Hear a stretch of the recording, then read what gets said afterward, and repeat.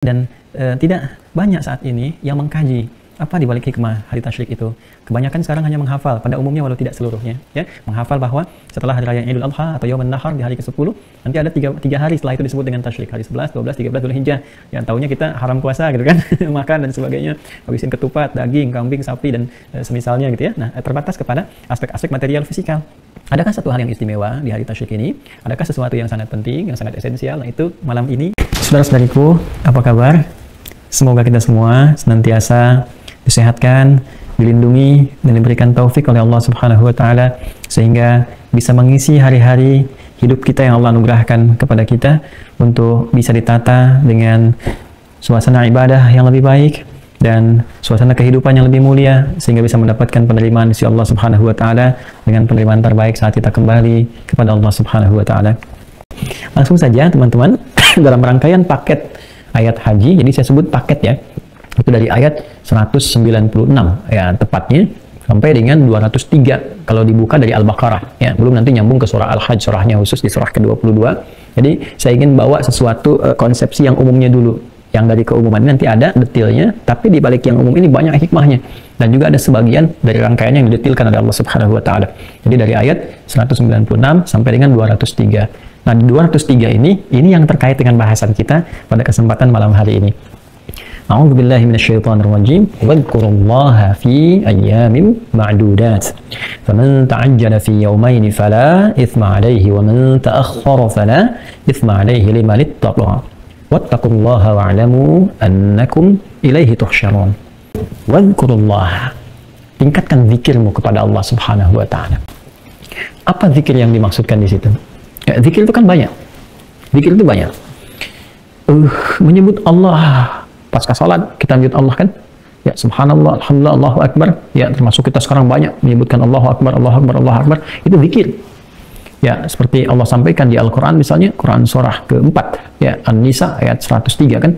Fa idza qadaytumus salata fadhkurullaha qiyaman wa qu'udan wa 'ala junubikum. Kalau engkau telah tuntaskan salat itu, bergegas zikir kepada Allah. Ya, baik engkau dalam posisi berdiri, sambil jalan, dudukkah, santai, ataupun bahkan dalam keadaan berbaring, sakit, sedang isoman, sakit, atau di rumah sakit, nggak menghentikan kita untuk menyebut nama Allah. Subhanallah, alhamdulillah, Allahu akbar, itu zikir. Baca Al-Quran, zikir. Ya, Quran surah 15 ayat 9, Inna nahnu nazzalna dzikra wa inna lahu lahafidhan. Kami yang telah turunkan Al-Quran sebagai zikir. Jadi kalau kita sedang baca Al-Quran, itu zikir. Ya, berdoa itu zikir, berdoa. Ya, Quran surah ke-7 Al-A'raf ayat 205. Ya, Allah menyampaikan wadzkur rabbaka fi nafsika tadarruan wa khifatan wa duna jahri minal qaul. Silahkan berdoa, zikir kepada Allah. Jadi saat kita berdoa itu kan kita menyebut Allah, minta sama Allah. Ya, ya silahkan mohon pada Allah Subhanahu wa Ta'ala, minta dalam hatimu yang paling sebut zikir. Ya, kemudian apa lagi? Ya, salat zikir. Salat itu zikir. Ya, Quran surat Thaha misalnya, surat 20 ayat ke-14. Innani anallahu la ilaha illa ana fa'budni wa aqimis salata li dzikri. Ya, sungguhnya saya Allah, nggak ada Tuhan selain saya, maka buktikan ya pengakuan Anda kepada saya itu dengan menyembah saya. Lewat apa? Salat. Ya, salatlah kalian sebagai zikir kepada saya, untuk ingat kepada saya. Jadi salat zikir, baca Quran zikir, ya, kalimat thayyibah zikir, ya, kemudian juga berdoa zikir. Ini kita sempurnakan itu untuk perbaikan kita, dan muhasabah pun zikir untuk memperbaiki diri kita. Bukankah salat memperbaiki diri kita? Makanya kalau orang salatnya benar kan kata Allah, inna salata tanha 'anil fahsya'i wal munkar. Ya, akan tercegah sumber keburukan. Jadi ketika kita di Muna, tingkatkan salat. Salat sunnahnya bukan cuma fardu, salat sunnahnya gitu kan. Dan lain-lainnya, malamnya bangun kita, tahajud kita, mohon ampun kepada Allah, istighfar kita dan sebagainya. Ya, lalu evaluasi diri, ingat-ingat. Selama ini apa yang menjauhkan kita dari Allah Subhanahu wa Ta'ala? Ada diri kita sendiri kan? Ya, ini mohon maaf kalau berbuat salah itu kan kadang-kadang bukan pengaruh faktor eksternal, tapi ketidakmampuan kita menjaga kondisi hati dan pikiran kita. Ya, kita diajak orang misalnya, ada orang ngajak untuk korupsi, untuk mabuk, untuk hal-hal yang buruk dan sebagainya. Ajakan itu kan bisa kita tolak kalau kita bisa mengendalikan hati kita, pikiran kita dengan cara yang bening, ya kan? Tapi karena ketidakmampuan kita mengendalikan diri kita ini yang menyebabkan kita terbawa oleh arus. Ya, maka yang pertama kita harus kendalikan diri kita. Nah, hal terbesar jadi tantangan dalam hidup kita, secara singkatnya disebut aqabah namanya, secara singkatnya. Ya, kalau itu bisa kita kendalikan, nanti ada faktor kedua yang terdekat tuh, lingkungan kita. Dari faktor misalnya dari dekat, di rumah dan sebagainya. Ya. Nah, ada yang faktor jauh. Faktor jauh itu yang bukan kolega kita sendiri di rumah, tapi kita kenal misalnya di kantor, ngajak korupsi, ngajak berbuat yang buruk, ngajak ambil keuntungan di tengah situasi yang sulit, macam-macam, itu jauh. Faktor lingkungan terdekat disebut dengan wusta, sekitaran. Ya, lingkungan terjauh disebut dengan ula, gambaran umumnya gitu kan, gambaran umumnya. Ulal akhiratu khairul laka minal ula. Jadi ada diri kita, ada lingkungan terdekat, ada lingkungan jauh. Itu yang menyebabkan kita kadang jauh dari Allah, ya kan? Ya, diri kita kan, diri kita sendiri. Lewat apa tuh? Nah, lewat nafsu. Nafsu dimanfaatkan setan. Jadi setan tuh kalau menggoda itu ke diri kita dulu. Ya, kalau bisa dikuasai dari nafsu, dari sifat fujur, fa'alhamaha fujuraha wa taqwa. Kalau sifat fujurnya nafsu dikuasai, ya sudah, dengan sendirinya akan maksiat, nggak perlu orang lain sebagai katalis. Maksiat sendiri malah ngajak orang. Tapi kalau nggak bisa mengendalikan diri lewat orang lain, seperti persis Nabi Ibrahim ketika mengerjakan manasik digoda pribadinya, bisa lolos oleh beliau, udah dilempar setannya, lolosnya godaannya datang kepada istri beliau, ya Sayyidah Hajar. Kemudian dilontar dari situ datang kepada anaknya Ismail, ya alaihissalam jami'an, ya supaya nggak jadi disembeli, supaya nggak menunaikan manasik dan sebagainya. Ini dilontar. Jadi ada faktor dekat kadang pada diri kita, ada faktor lingkungan sekitaran kita di keluarga, ada faktor jauh. Karena macam-macam sebabnya. Karena itu kita mesti taklukkan itu semua. Maka dibuatlah kemudian di jalan oleh Allah Subhanahu wa taala dengan syariat. Apa di antaranya? Di antara jalan itu langsung ditunjukkan sebuah hikmah lewat ritual. Jadi ingat ya. Ingat, semua ibadah itu ada hikmahnya. Ada esensinya. Dan itu melekat pada fungsi Nabi. Jadi Nabi itu saat diutus oleh Allah, diangkat langsung menjadi Rasul, membawa risalah, itu fungsinya teman-teman sekalian, melekat 4 fungsi. Dari doa Nabi sebelumnya, Nabi Ibrahim, Nabi Ismail berdoa di samping Ka'bah setelah tuntas merekonstruksi Ka'bah dengan izin Allah, jadi meninggikan kembali atas perintah Allah, lalu berdoa di samping Ka'bah di Al-Baqarah ayat 129. Rabbana wab'ats fihim rasulan minhum yatlu alaihim 1 ayatika, 2 wa yu'allimuhumul kitaba, 3 wal hikmah, 4 wa yuzakkihim innaka antal azizul hakim. Ya Allah, nanti kelak mohon utus seorang rasul, seorang nabi dari lingkungan di sini, dekat Ka'bah lahirnya. Dan Rasul ini Rasul termulia, karena itu lahirnya pun di tempat yang mulia. Ya, nggak ada Rasul, Nabi, Rasul lahir di dekat Ka'bah kecuali Nabi Muhammad SAW. Jadi ini didoakan oleh kakek buyutnya itu sejak kurang lebih 29 generasi sebelum kelahiran Nabi Muhammad SAW. Jadi kalau sampai ke Adnan itu yang disepakati, ke atasnya ada ikhtilaf, tapi kurang lebih 29 generasi sampai ke Nabi Ismail, Nabi Ibrahim alaihissalam jami'an. Jadi berdoa 4 permohonan tuh. Dan dahsyatnya Nabi Muhammad SAW itu disebutkan 4, dijawab 5 oleh Allah. Jadi yang berdoa 2 nabi, minta 4 fungsi ya untuk nanti risalah Nabi Muhammad. Tapi ketika Allah jawab jadi 5 jawabannya. Itulah kemuliaan Nabi Muhammad SAW. Wah, kalau kita bandingin, kita baca Quran, kaji, dapatkan semua kemuliaan itu melekat pada Nabi Muhammad SAW. Masya Allah. Ya, Nabi Musa itu kan saat akan ke Firaun, berdakwah ke Firaun, itu kan berdoa. Kita hafal kan doanya di surat Thaha itu. Qala rabbi shrah li sadri wa yassir li amri wahlul 'uqdatam min lisani yafqahu qawli. Ya, itu beliau berdoa dulu karena Firaun tahu sendiri kasar, menghardik ini. Jadi supaya minta kepada Allah, rabbi shrah li sadri, ya Allah lapangkan hatiku, dadaku, supaya kalau dihardik apa bisa menahan, nggak banyak berpengaruh, sehingga risalah dakwah itu bisa berjalan dengan baik. Ya kan?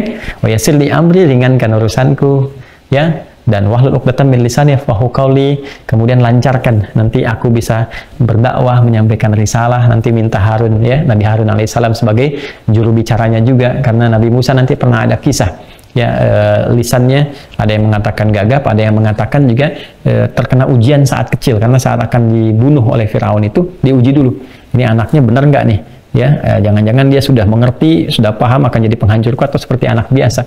Maka dalam salah satu kitab itu para ulama pernah mengilustrasikan, berikan gambaran kepada kita, maka diuji dia. Ada yang menyebutkan antara apel, buah dengan bara. Ya, maka diberi petunjuk oleh Allah, diilhamkan pada anak itu untuk memilih bara kecil, ya, terus mau masuk ke mulut itu sedikit masuk, maka ada sebagian yang terluka gitu, dan itu terbawa ke saat bicaranya. Dan di situ menyadari Firaun, oh, ini anak-anak biasa, nggak bisa ngancurin istana saya gitu kan. Nah, itu ada kisah demikian. Nanti saat kita bahas lagi ya genealogi Yahudi itu, nanti saat saya sudah mulai pulih lebih enak kita bahas, karena itu sangat panjang dan referensinya juga lumayan. Jadi kalau saya tuliskan, ini kalau agak turun naik ini masih belum sempurna. Balik lagi ya, Nabi Musa berdoa dulu, Rabbi shrah li sadri. Sebelum berangkat, berdoa dikabulkan oleh Allah. Doa Nabi, Rasul terjawab. Nabi Muhammad nggak minta, dijawab. Nabi Musa, Rabbi syrahli sadri. Nabi Muhammad nggak minta, turun langsung satu surah. Alam nasyrah laka sadrak. Bukankah telah kami lapangkan keadaan hati dan dadamu? Makanya Nabi Musa itu dilontar oleh Firaun dengan kata-kata, makian dan sebagainya. Ya sabar. Nabi Muhammad bukan cuma dengan kata, dilontar dengan batu di Taif. Sabarnya luar biasa. Datang malaikat penjaga dua gunung yang menghancurkan, kata beliau, la fa innahum qaumun la ya'lamun. Jangan lakukan. Ya, mereka nggak sadar saja, belum tahu. Kelak, insya Allah akan muncul dari bumi Taif laki-laki, perempuan, anak-anak beriman kepada Allah Subhanahu Wa Taala. Setelah peristiwa itu dikasih hadiah Isra Mi'raj deh. Ya?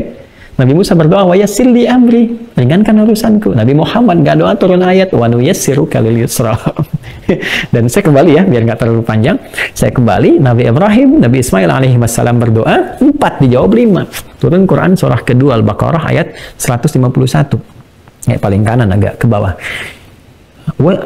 Kama arsalna fikum rasulam minkum, ya. Jadi waktu doa dulu itu dijawab oleh Allah. Ya, kadang-kadang doa kita itu teman-teman bukan berarti kita harus dapatkan. Mungkin generasi kita, ya Allah jadikan keluarga saya ahli Quran. Mungkin generasi ketiga, keempat, ya, yang jadi kiai cucu yang kelimanya misalnya, bisa jadi demikian. Ya, kama arsalna fikum, sebagaimana telah aku kabulkan, aku utus untuk kalian seorang rasulam minkum, dari kalangan kalian itu, yang ada di penduduk Mekah disampaikan oleh Allah, lahir di situ, dekat situ. Kama arsalna fikum rasulam minkum yatlu alaikum ayatina, 1, wa yuzakkikum, 2, wa yu'allimukumul kitabah, 3, wal hikmah, 4, wa yu'allimukum ma lam takunu ta'lamun, 5, dan mengajarkan pada kalian apa yang kalian tidak ketahui. Jadi 5. Tapi di antara 5 ini ada yang konsisten, apa? Wal hikmah. Jadi risalah itu, ya, yatlu alaikum ayatina, 1, ayat-ayat Allah, Al-Quran di sini. Nabi ditugaskan menyampaikan wahyu Allah, ya, dalam bentuk panduan kehidupan, hudal linnas, itu berupa Al-Quran. Makanya isi Quran disebut ayat semua. Kemudian yang kedua apa? Ya, wa yu'allimukumul kitab, mengajarkan Quran ini. 1, membacakan, maka Nabi bacakan, sahabat mendengar bacaan, menghafalkan, lalu diajarkan kandungannya. Ini, ya, maknanya begini. Ya, pengajaran itu nanti dalam bentuk sunnah namanya. Ya, seperti sholat, turun Quran misalnya, mujmal bentuknya. Mujmal, wa aqimus shalah, Al-Baqarah 43, tunaikan salat. Nah, bagaimana tafsir detailnya, bagaimana gerakannya, maka dijelaskan oleh Nabi lewat sunnah Nabi. Oh begini, dari mulai engkau wudu menghadap kiblat, dari mulai kemudian takbir sampai selesai salam. Ya, tuntas. Ya, wa yu'allimuhumul kitab. Ya, kemudian apalagi setelah itu bukan cuma mengajarkan begini caranya, tapi wal hikmah, hikmahnya apa? Esensinya apa? Ya, maka turun ayat kan, inna sholata tanha 'anil fahsya'i wal munkar. Salat itu kalau benar dikerjakan itu bisa mencegah perbuatan keji dan mungkar. Secara gampang membuat Anda jadi baik. Itu baru 1 ya, membuat Anda jadi baik. Jadi bikin kamu baik. Tapi apakah semua orang itu salat akan baik? Belum tentu kalau nggak benar ngerjakannya. Makanya mesti paham. Diberikan oleh Nabi ini maknanya begini, esensinya begini. Ada isyaratnya, hikmahnya ada. Dan hikmah itu besar ilmunya, besar sekali. Ya, didapatkan dengan banyak hal itu, terutama kedekatan dengan Allah. Ya, ada maknanya. Kenapa takbir itu seperti ini? Kenapa yang dibaca Allah muba'id? Kenapa yang pakai wajah tuh? Ya, kenapa ruku itu kemudian sejajar? Kenapa saat sujud begini? Itu ada maknanya semua. Ya, termasuk nama-nama sholat subuh sampai dengan isya. Kenapa subuh ada 2? Ada fajar, ada subuh, zuhur, asar, maghrib, isya. Itu ada maknanya semua. Ya, jadi dibalik semua ibadah itu ada makna. Zakat itu ada maknanya, ada hikmahnya, ada esensinya. Apalagi haji. Ya, sholat itu ibadah fisikal. Zakat, infak, ibadah maliyah, harta. Haji menggabungkan fisik dengan harta. Jadi kaya hikmah. Kaya akan hikmah. Makanya Allah meminta ketika kamu itu ada saat mabit di Muna, itu bukan sekedar kamu diam, kadang-kadang nunggu-nunggu, ya cuma ngobrol, bukan begitu, bukan itu yang diharapkan. Kamu evaluasi diri. Apa hikmahnya kamu melontar itu? Kamu evaluasi diri kamu. Makanya ketika di Muna, sebelum berangkat tuh kan kita nyatet dulu yang di Arafah tuh. Aduh, saya ini kurang baik secara pribadi, oh ini lebih cepat marah gitu kan, secara pribadi kurang bisa mengendalikan emosi, gini, terus catat. Nah, jadi begitu lontar ke Aqabah, lontar Bismillah, ya Allahu Akbar, ya Allah, aku inginkan semua itu hilang dari diri saya. Bayangin, kita tuh yang dilontar tuh, kita yang dilontar, sifat-sifat buruknya itu tuh, gambaran kita melontar setan yang mengendalikan diri kita tuh, lontar, Bismillah, Allahu Akbar, bayangkan sifat jelek itu. Kemudian usta, ya keluarga, ada sesuatu yang mungkin kurang baik, lontar supaya ya kita gambarkan Allah minta, ya Allah minta, ya Allah minta, ya Allah supaya engkau jauhkan setan dari keluarga saya, pengaruh-pengaruh buruk dari keluarga saya, termasuk yang jauh juga, ya Allah jadikan teman-teman saya teman-teman yang baik, jauhkan pengaruh buruk dari mereka supaya tidak menyebar keburukan, itu lontar. Nah kemudian setelah itu lihat dampaknya setelah melontar, balik lagi kan, balik ke tenda lagi kan, ke khaimah lagi kan.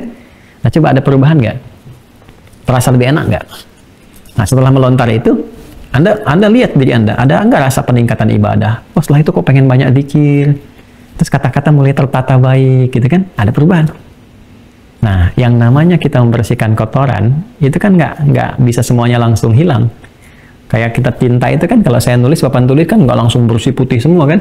Kalau tintanya padat kan harus sekali, 2 kali lagi, dan sebagainya. Nah, setelah itu coba hari kedua lagi. Ya, lontar lagi, dan sebagainya. Setelah itu pulang ada perubahan nggak? Kok jadi lebih enak gitu kan? Kan ada orang baru ngelontar, pulang-pulang udah ngobrolin orang lain. Tahu nggak waktu saya ngelontar tadi tuh, samping saya, dasar si hitam, dasar. Itu berarti ada yang nggak lulus tuh. Ya, ada yang nggak betul. Jadi setelah melontar yang pertama itu, maka terjadi peningkatan ibadah, amal solehnya terjadi penjauhan terhadap amal salah. Udah nggak seneng yang jelek gitu, udah tinggalkan. Yang baik-baiknya itu yang dikejar. Diingkat, bacaan Quran diingkat, nangis, istighfar, minta maaf ke teman-teman sekloter dan sebagainya gitu ya. Nah, hari keduanya lontar lebih bagus lagi. Dan qadar Allah misalnya harus siap-siap nih, karena pesawat untuk Anda kloternya ada persiapan pulang nih. Nah, maka Anda selesai hari kedua itu tuntas. Ya, kalau Anda rasakan masih kurang nih, ada yang kurang, masih mengganjal, kadang-kadang bagus, kadang-kadang turun lagi, hari ketiga sempurnain lagi. Nah, makanya apa yang Anda dapatkan setelah melontar itu evaluasi diri. Nggak senang dengan yang salah, Anda jauhi. Kemudian senang dengan yang soleh, Anda kerjakan. Nah, rumus meningkatkan yang soleh, meninggalkan yang salah, itu takwa namanya. Makanya takwa sering terjemahkan secara singkat oleh para ulama, mengerjakan perintah Allah, menjauhi larangan Allah kan? Mengerjakan perintah Allah yang soleh, menjauhi larangan Allah yang salah. Makanya ayat Quran yang berkata, limanit taqa. Ya, faman ta'akhkhara fala itsma alaihi limanit taqa. Yang mau menyegerakan 2 hari boleh nafar awal. Yang mau mengakhirkan pun sampai 3 hari nafar akhir boleh, tapi syaratnya jangan sampai gagal, jangan sampai cuma lontar, duduk, lontar, capek aja yang Anda dapatkan. Yang harus Anda lakukan evaluasi diri sampai merasakan nikmatnya takwa, dan jaga takwa itu sampai kamu pulang, karena kamu akan wafat. Wa'lamu annakum ilaihi tuhsyarun wattaqullaha wa'lamu annakum ilaihi tuhsyarun. Jadi terus tingkatkan takwa itu. Kalau pulang dari haji, pelihara itu, karena Anda udah dapat haji selesai, cirinya dapat takwa. Takwa itu yang Anda jaga sampai meninggal dunia, sampai pulang kepada Allah. Fala tamutunna illa wa antum muslimun. Patuh, tunduk. Jadi tingkatnya, makanya banyak orang pulang tuh yang haji, masya Allah, lebih bercahaya, lebih sabar, lebih ini. Tapi jangan dikira godaan yang tidak ada. Ya, tetap ada kan. Nah, itu jaga tuh sampai kita pulang, sampai kita meninggal. Wah, kalau sudah seperti itu, terjadi perubahan. Sifat jelek yang kita bisa tinggalkan dan mengganti dengan yang baik, itu birrun namanya. Birrun. Kalau melekat pada seseorang, pemiliknya disebut mabrur namanya. Ya, kalau melekat jadi mabrur.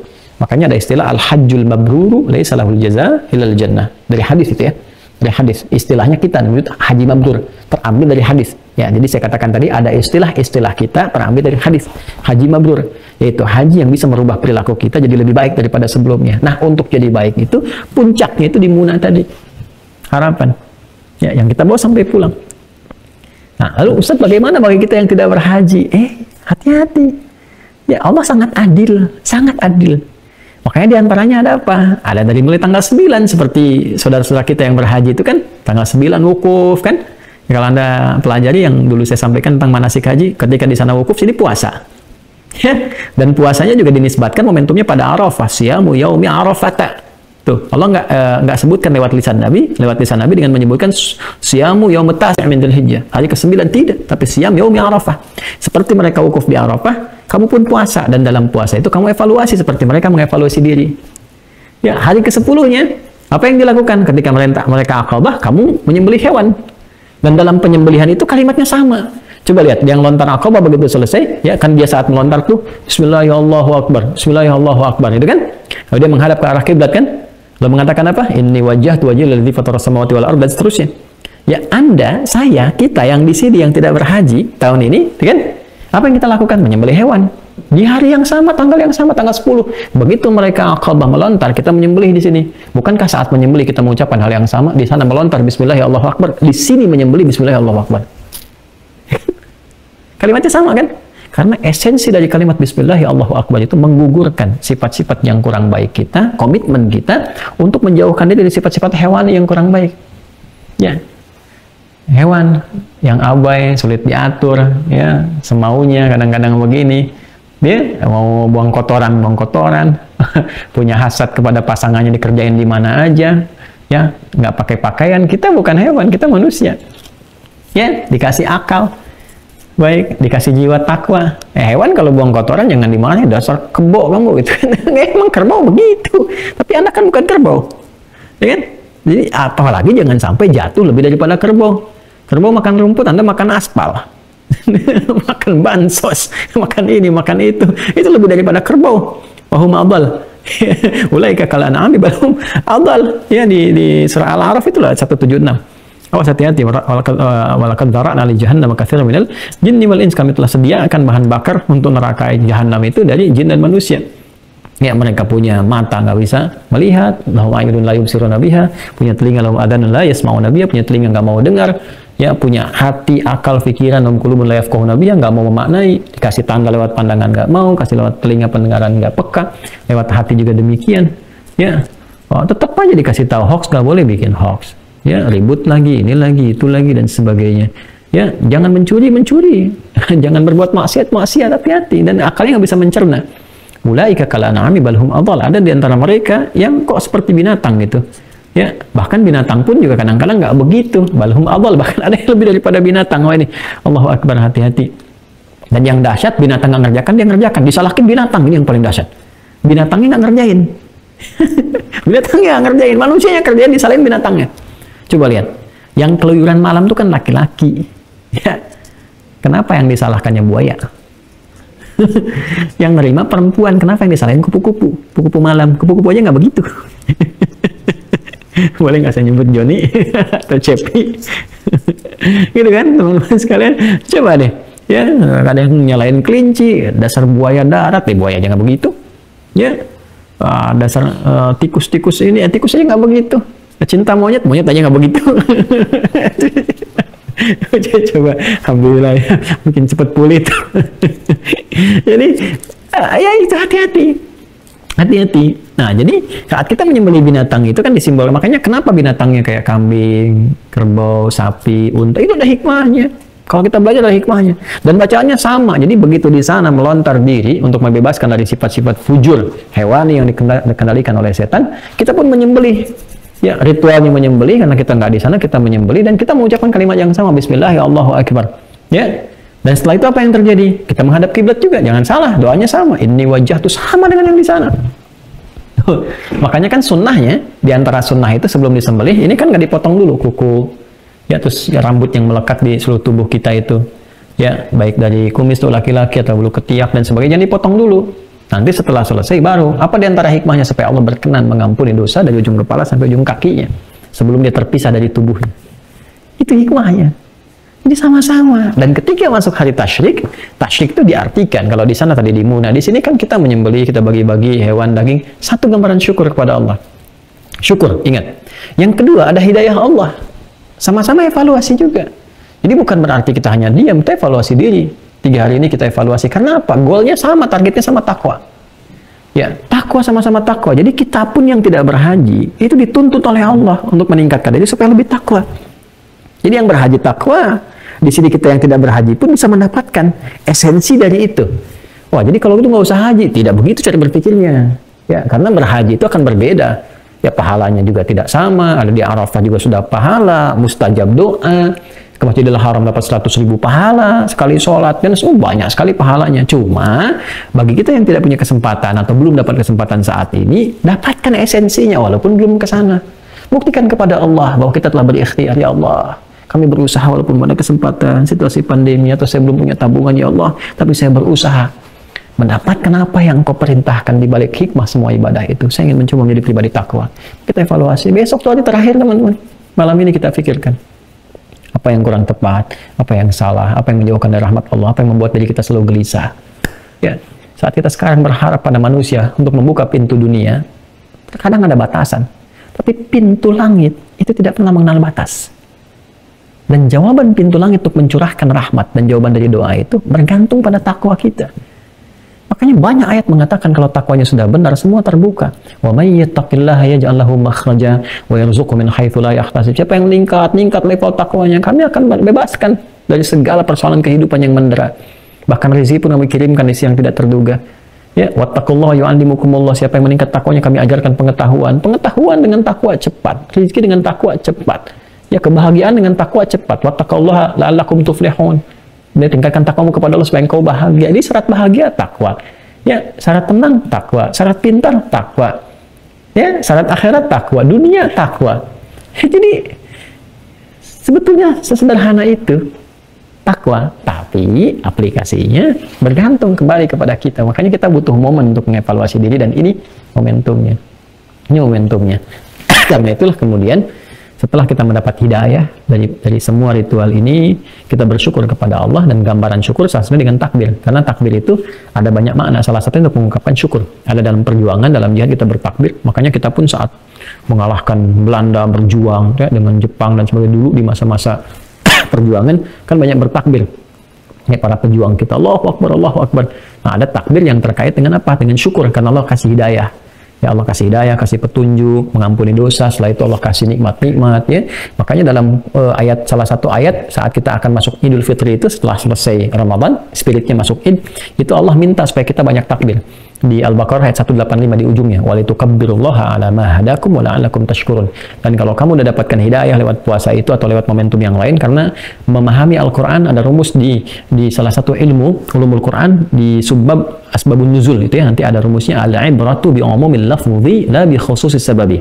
Ya, hikmah itu, hukum itu bisa kita ambil salah satu pengertian lewat keumuman lafadznya, maknanya umum. Ya, walaupun tidak harus dikhususkan pada sebabnya. Ya, umuman makna di sini, keumumannya terletak kepada apa? Ketika Allah berikan hidayah, ketika Allah berikan semua nikmat untuk kita syukuri, maka salah satu ekspresinya dengan takbir. Ramadan kita banyak nikmat, banyak hidayah, kita banyak takbir. Begitu masuk 1 Syawal, ya, takbirnya kita perbanyak. Allahu Akbar, Allahu Akbar, Allahu Akbar, la ilaha illallah, Allahu Akbar, Allahu Akbar, walillahil hamd. Haji itu lebih banyak lagi. Lebih banyak lagi. Ya, wah, spiritnya, nikmatnya, macam-macamnya, jaminan surganya kalau kita benar jaga itu sampai meninggal dunia. Dan kita pun yang belum bisa berhaji, kalau kita lakukan esensinya itu, terjaga, kita itu dapat juga nikmatnya, banyaknya, luar biasa. Kalau kita jaga sampai meninggal dunia, ampunan rahmat Allah, kita bisa berpotensi dapatkan itu semua. Makanya kita syukuri. Ya, 10 hari pertama, Masya Allah, kita bisa puasa, kita bisa ibadah macam-macam, bisa kurban, dan kita terasa ada perubahan pada diri kita. Begitu berubah, itu hidayah Allah. Maka kita syukuri. Makanya takbirnya lebih banyak. Jangan salah loh ya, kita masih takbiran sampai besok. Masih takbiran. Ya, Syawal cuma sehari. Hari pertama, Idul Fitri. Idul Adha tidak. Hari ke-10, 11, 12, 13. Ya, masih bertakbir kita. Dan masih ada kesempatan besok.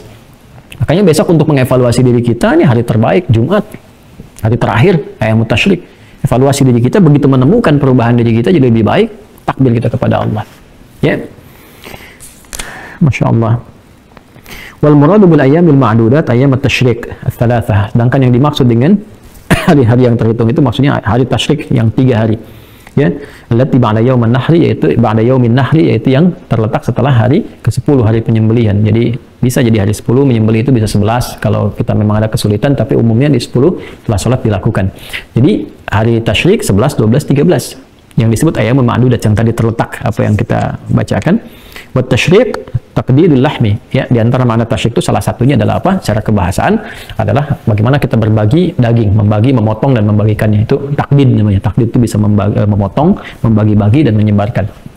Jadi di hari ke-10 kita sembelih. Kalau pas di hari ke-10, kadang-kadang kalau bertepatan dengan momentum tertentu, Jumat dan sebagainya, waktunya pendek, jadikan 11. Jadi setelah itu di 3 hari ini kita sebarkan, kita nikmati. Nikmat itu kan kita syukuri.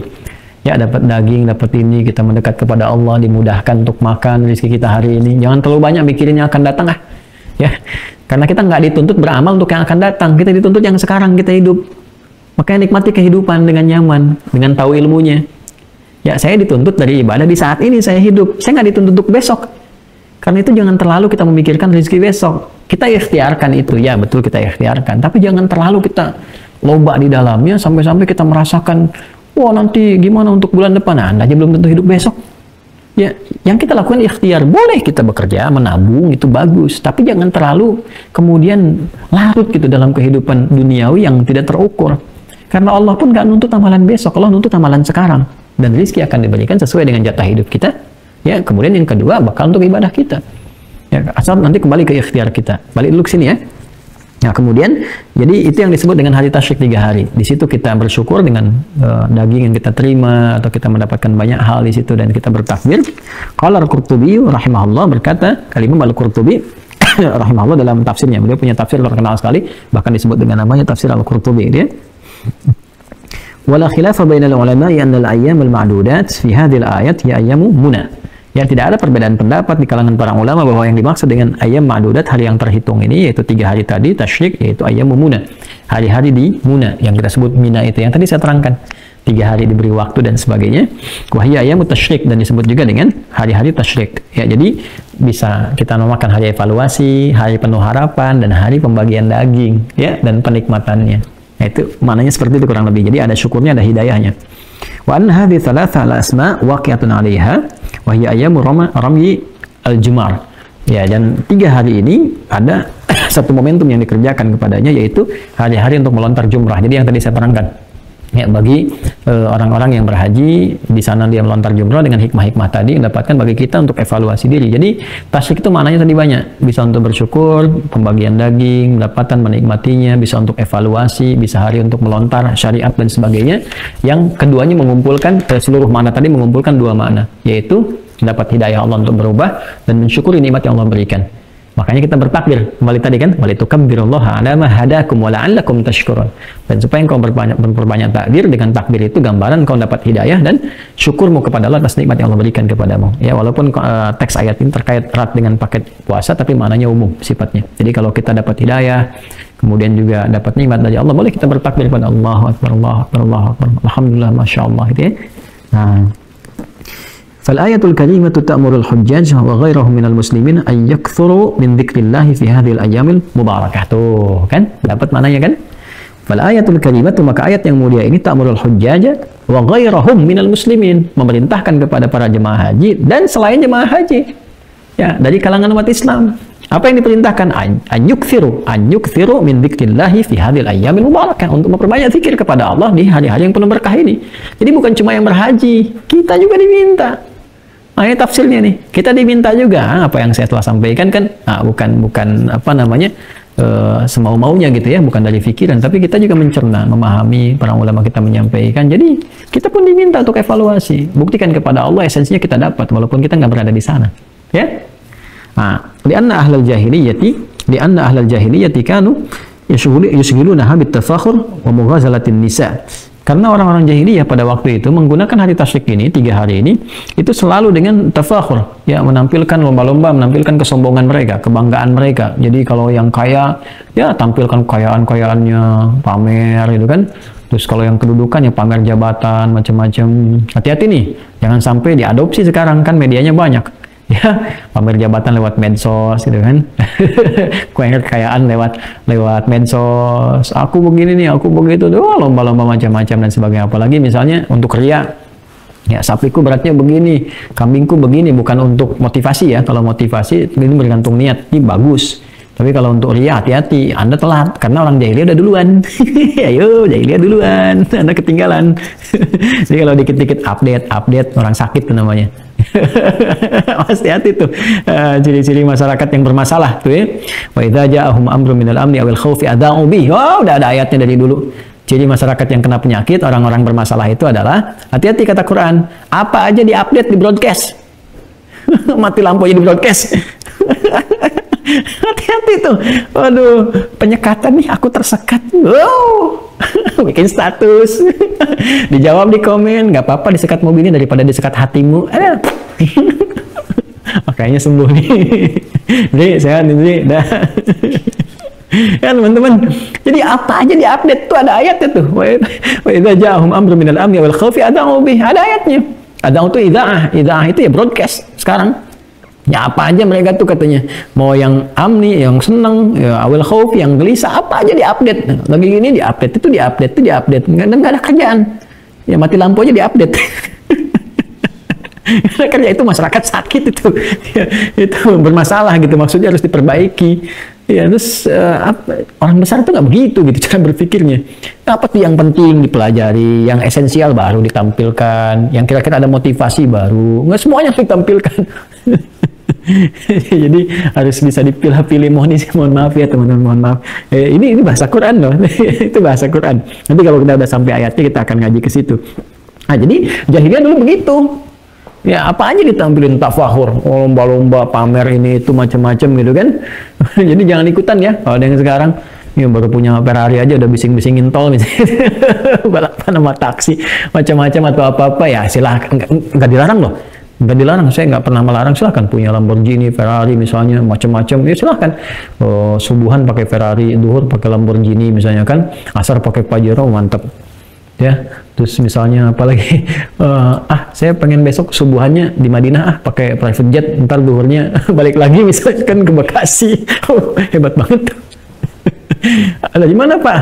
Tadi subuhannya, mana subuhnya? Di Masjid Nabawi. Duhurnya ada di sini. Wah itu top tuh. Itu top ya, Masya Allah. Mudah-mudahan Anda termasuk bagian yang bisa dimuliakan begitu ya. Amin lah, minimal amin ya. Belum kiamat kurang 2 hari dapat kan. Ya, besok saja berangkat ke antariksa, terus besoknya balik lagi. Masa kita nggak bisa begitu? Ya, orang yang belum beriman kita bisa belum kita doakan beriman. Belum beriman aja kerjaannya gitu. Mau kemana nih? Saya mau ke bulan dulu. Besok balik lagi. Sekarang apa yang terjadi pada Nabi terbukti sekarang kan? Nabi bilang begitu. Dari mana Muhammad SAW? Dari mana kamu Muhammad? Saya ini dulu ke Masjidil Aqsa. Tadi mana saya Masjidil Aqsa udah balik lagi ke sini. Orang bilang gimana aku jadi begitu? Wah, sekarang dibuktikan lewat teknologi. Ya, lewat teknologi bisa dibuktikan. Besok Anda begitu tuh. Ya, saya dari mana? Tadi nggak kelihatan subuh di masjid. Tadi saya dari Masjidil Haram dulu subuh, sekarang dari sini lagi. Itu Masya Allah ya, kalau bisa begitu. Wah itu luar biasa tuh. Tapi bukan teleportase ya, pakai macam-macam. Itu silahkan. Tapi jahiliyah dulu begitu, cuman buat sombong aja. Ya kemudian apa yang mereka kerjakan? Wambaghazalatin nisa, ya buat merayu perempuan dan sebagainya. Oh, Anda kalau ada yang begitu ketinggalan sekarang. Ketinggalan tuh hari ke-11, 12, 13 tuh begitu tuh. Jadi unik tuh 10-nya, tanggal udah haji tuh 9, 10-nya, habis itu dipakai buat godain orang lain. Buat godain orang, buat narik perhatian, buat sombong-sombongan, gitu kan? Terus kalau ada orang-orang yang sekarang kaya, cuman buat godain-godain perempuan atau pasangan atau sebaliknya dan sebagainya, Anda telat. Ya, jahiliyah udah duluan. Wa yazumuna annal hajja qad intaha bi intihai yaumin nahri, dan mereka menduga kalau haji itu sudah selesai di hari ke-10. Wa huwa al-yaumul 'ashir, itu hari ke-10 min Dzulhijjah, dari Dzulhijjah. Jadi 11, 12, 13-nya dipakai untuk foya-foya. Ya, intinya beginilah kalau kita ambil spiritnya orang-orang yang bisa meraih kesuksesan, udah gini terus begitu sukses senang foya-foya, itu jahiliyah namanya. Bagi orang Islam tuh nggak begitu. Ya makanya kata Allah diminta evaluasi, harta kamu itu akan dihisab, jabatan kamu dihisab, ilmu kamu dihisab, apapun yang Anda kerjakan dihisab, karena kamu pasti akan meninggal. Kamu akan pulang. Ya di hidayah kamu akan pulang. Pandai-pandai menulis deh ya di meja kita, kamu akan meninggal, kamu akan wafat, kamu akan pulang. Evaluasi diri. Nah, mungkin ini teman-teman sekalian yang saya kasih bonus sedikit ya. Walaqad bayyana lana Nabi sallallahu alaihi wasallam anna hadhil ayyam yanbaghi an tu'mara bi dzikrillah wa bi syukrihi ala ni'amihi. Itu karena itu Nabi menerangkan kepada kita supaya hari-hari ini diisi ya, dimakmurkan dengan berzikir kepada Allah, bersyukur kepada Allah atas nikmat-nikmat yang Allah berikan kepada kita. Ini harinya sampai besok nih. Ya, rawal Imam Muslim An-Nabi Al-Hudhli qala Rasulullah sallallahu alaihi wasallam ayyamut tasyrik ayyam aklin wa syurbin wa dzikrillah. Hari tasyrik itu hari-hari untuk kita nikmati makanan, kita minum, tapi saat bersamaan zikir pada Allah Subhanahu wa taala. Makanya ada unsur syukur, ada unsur hidayah. Makanya diisi dengan takbir dan sebagainya. Nah ini teman-teman, Masya Allah, jadi energinya bertambah nih ya, semangat tuh. Ya Alhamdulillah, semoga Allah berikan kekuatan, ya kedamaian bagi kita semua, kemudian kekuatan untuk yang paling penting berzikir pada Allah Subhanahu wa taala, manfaatkan hari terakhir ini untuk evaluasi diri. Ya, yuk sama-sama evaluasi ya, termasuk dalam kita mengatasi pandemi, semua berevaluasi, lalu semua bersinergi gitu kan, membangun kekuatan bersama, ya, saling menerima masukan dan sebagainya dimanapun. Ya karena ilmu bisa datang lewat jalur formal pembelajaran, juga lewat pengalaman, ya lewat interaksi yang baik dan macam-macam sebagainya, dan saling bisa mengukur diri dan meluruskan niat. Ya kalau semua itu bisa kita lakukan, insya Allah apapun, soal apapun dari yang kecil sampai yang kompleks kita bisa selesaikan dengan baik. Sekira itu yang bisa saya lakukan untuk menyapa Anda semua malam hari ini. Terima kasih. ya atas doa yang diberikan, atas perhatian, atas pertemuan kita malam ini. Saya tidak bisa memberikan apapun kecuali permohonan yang saya harapkan tulus untuk saya sampaikan kepada Allah. Semoga Allah memberikan yang lebih baik dari apa yang Anda bisa hadirkan sampai dengan malam hari ini. Maafkan saya. Ya, saya menyayangi Anda semua karena Allah Subhanahu wa taala, dan saya sekali lagi meminta maaf. Saya ingin menjadi orang pertama juga yang bisa mengamalkan apa yang saya sampaikan kepada Anda. Saya minta maaf yang sebesar-besarnya. Saya mengakui saya banyak khilaf, banyak salah. Sampai dengan malam hari ini saya mengajar, saya mengakui sebagai manusia pasti banyak kekurangannya. Dan dengan segala kerendahan hati, mohon maafkan saya. Ya, mungkin saya belum baik dalam mengajar Anda semua. Mungkin juga ada pendapat-pendapat yang saya kutip tidak tepat, gitu kan. Nah, Anda boleh tinggalkan saja. Dan saya mohon jangan berpolemik, gitu kan. Tapi kalau saya salah, mohon dimaafkan. Ya, kalau ada yang lebih baik, itu yang diambil. Toh semua kita juga bertanggung jawab pada diri kita, bukan orang lain. Kalau kita belajar hanya sibuk untuk mencela orang, gitu kan, atau berdebat dengan orang lain, atau merasa yang paling hebat, ya itu nanti resikonya dipertanggungjawabkan di hadapan Allah. Dan saya tidak ingin masuk dalam hal demikian. Karena itu saya meminta maaf yang besar-besarnya, kemudian mengajak kepada kita semua untuk saling memperbaiki diri, termasuk dari saya pribadi, dan kita mencintai bangsa kita, negara kita, tempat kita berada, ya. Dan dengan cinta itulah kita berbuat lebih baik. Ya, lebih baik, dan mudah-mudahan Allah mewafatkan kita dalam keadaan husnul khatimah.